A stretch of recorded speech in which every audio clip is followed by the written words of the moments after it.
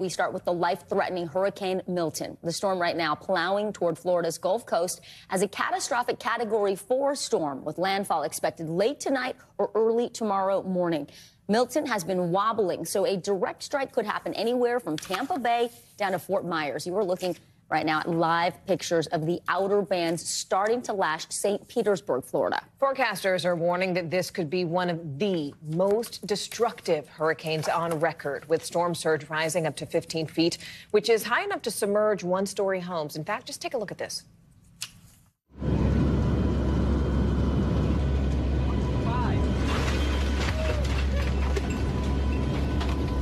gonna grab my phone real quick. Intense video shows hurricane hunters flying into the eye of Milton and then being thrown around by turbulence. We are tracking this storm from all angles. NBC News meteorologist Matt Brickman keeping a close eye on the storm's track for us. We'll start with NBC News correspondent Marissa Parra live in Tampa right now. Marissa, you're there at a shopping center. It looks like a ghost town behind you. It sounds like people have heeded the evacuation orders. Hey guys, I mean, this may look eerie, but this is what officials want to see, because it means that there's the possibility that there's less people in harm's way, and there are a lot of threats that could potentially be coming around here. We've been talking for days about the preparations, the evacuations, the resources being piled into these regions that are most at risk here. We're talking about thousands of servicemen, sandbagging, of course, and then, of course, all of those evacuations that we have seen along the highways, the opening of the shoulder to make sure more people had space, and then we saw a convoy of delivery trucks. We saw them flanked by state highway patrol to make sure they could get to the gas stations much quicker to make sure that people had gas to get out of the way. But we are now seeing a very different day today. Of course, the rain is already starting to roll in. You can see that around me. We are seeing the bridges. Skyway Bridge, one example, we've seen that closed before. It is already closed, and that is what connects Pinellas County, which has those barrier islands, St. Petersburg, to the surrounding areas like Tampa, where we are right now. So time, we've been saying, is running out. We might be at the very edge of that, guys. And so when we talk about the risks still ahead, we have not just the wind risks, we have cranes in St. Petersburg. And that's important to keep an eye on, because even though someone might be in a zone outside of the storm surge risk, you still have the risks of something like a crane toppling over into a residential area. And of course, all of that debris we've been talking about, guys, they were able to remove 50% of it, according to Governor Ron DeSantis, in those barrier islands. But they had to stop because the people who were doing the removing also had to evacuate themselves, guys. Yeah, first off, Marissa, we have to ask that you and your superstar producer there, Aaron Franco, stay safe, because you have been covering this really since the beginning. And you mentioned the risk of debris and cranes, but now we're also seeing the risk of tornadoes precede Milton's landfall. Where have they already touched down in the state? Well, we have seen some funnel clouds, and we're still working on verifying exactly what's happening in the southeastern part, in the Miami-Dade, Broward County area. Guys, I can tell you, in the time that I've been covering hurricanes, this is something that often catches people off guard, because they see the risk most, right now, that's on the Gulf side of Florida. But I have covered hurricanes even as they've made their way through North Carolina, been there on the ground in the aftermath when those tornadoes touched ground, and surprised a lot of people. So no one should be letting their guard down here, because those can be just as dangerous, guys. Marissa Parra, thank you very much.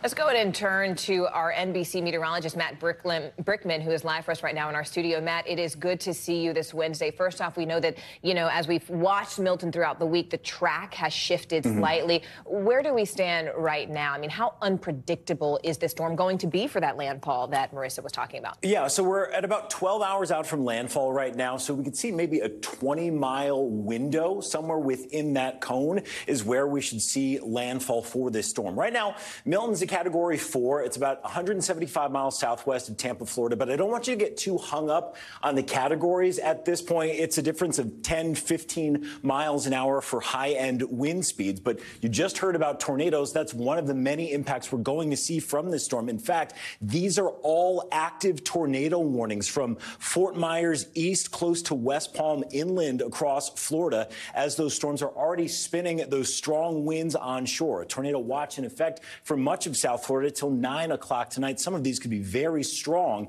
EF2 or greater, through the afternoon and into the evening. Now, as far as the track, the storm expected to weaken a little bit as it moves onshore late tonight. The middle of that bullseye for the moment is around Sarasota, but again, 10 miles north or south could make a big difference. It'll move quickly across the state, arriving overnight tonight and then clearing the east side of Florida as we get into Thursday afternoon. And here are the impacts we're going to see as we get on land. Storm surge is something that you've heard about a lot. This happens on the right side of the center of that storm because you've got the strongest winds pushing ocean water on land.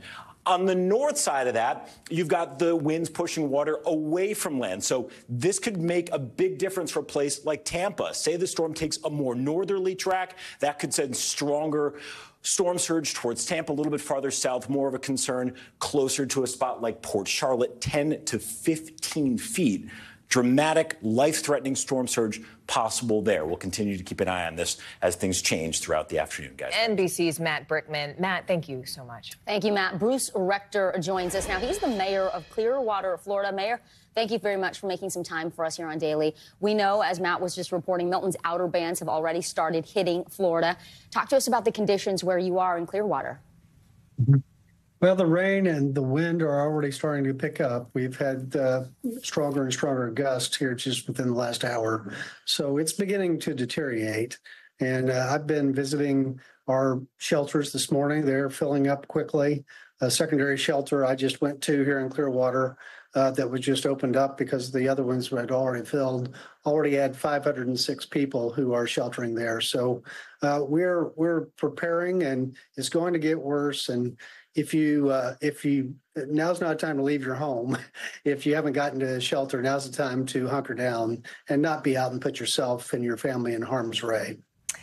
Mayor, again, thank you for making the time. I know you spoke with us also yesterday. In fact, I was just talking in the commercial break with a cousin of mine who lives there in Clearwater, and he said he went to Miami and he sort of boarded up the house and got everything together. I know there are some people who are living in condos and high-rises, though they're choosing not to leave. I mean, they've ridden out storms like this before. They figure that they'll be safe from the storm surge since they're several stories up high. What do you say to those people? Yeah. Well, hopefully those who, particularly on our barrier islands, Clearwater Beach, Sand Key, and Island Estates, and those condominiums, hopefully yesterday I encouraged them to leave. I went street by street and checked on people and encouraged folks. And our bigger buildings, most did. Hurricane Helene was devastating for one level houses and dwellings. People saw those images, and most people left our barrier island. So now it's the folks inland that I'm worried about.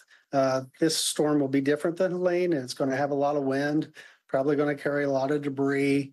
And if you are in a building, 7th, 8th, 9th, 10th floor up, you need to be aware of what's coming as far as potential tornadoes, wind, and get inside the interior of your building, away from windows during this storm. Yeah. Mayor, before we let you go, we know right now it's about life safety and the priority of getting out. But you're a city leader, you're a resident. Long term, how are you making plans moving forward, understanding that climate change is here and these storms continue to get worse? Well, we've learned a lot about our city's resiliency just in the past 2 weeks with Hurricane Helene. So, and we were already, repairing and recovering from that. But certainly we've learned some lessons here, and we'll have an opportunity as we rebuild and recover from whatever damage is through this one to focus on resiliency, focus on reconstructing things to make them stronger and better and able to withstand these storms. Now, that's good to hear. Mayor Bruce Rector of Clearwater, thank you very much. Thanks for watching. Stay updated about breaking news and top stories on the NBC News app or follow us on social media.